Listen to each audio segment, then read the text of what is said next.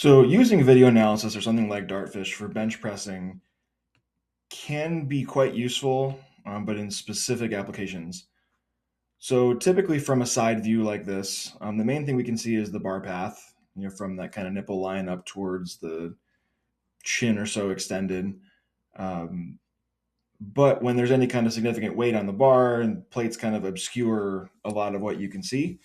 So you can either use like technique plates, training plates that allow you that visual window, or bands or something that gives you resistance without having as much of that visual obstruction.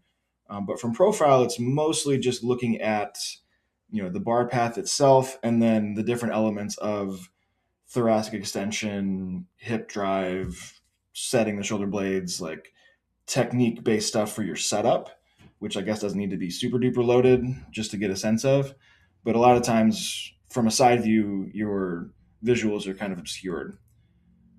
What I really love though is more when we get a superior, like a top down view, because that really allows you to see what each arm is doing and what each shoulder position is up to. I'm forever seeking like a drone camera that can kind of float above you for stuff like this.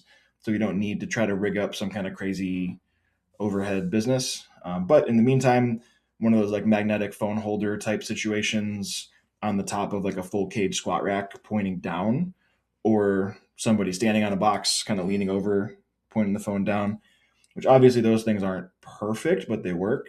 And just don't make a habit of benching in the squat cage. But I really, really love looking at this angle with athletes with that front sided shoulder pain that everyone blames on the biceps, because we can really get a sense for kind of in 3D your shoulder position as you press.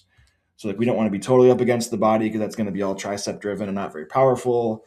But the wider you are, the less stable kind of inherently the shoulder joint can be.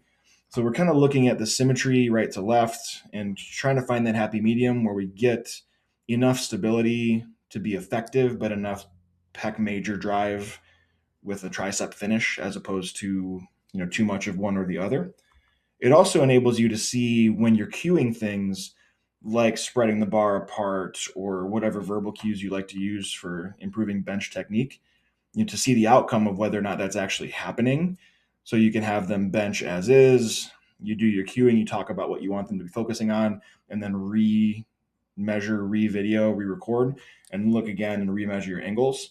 And you can get that immediate feedback of like, is this landing? Like I know what I want them to feel, I know what I want them to do.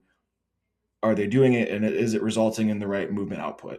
So it just gives you that kind of immediate feedback, both for you and for your athlete.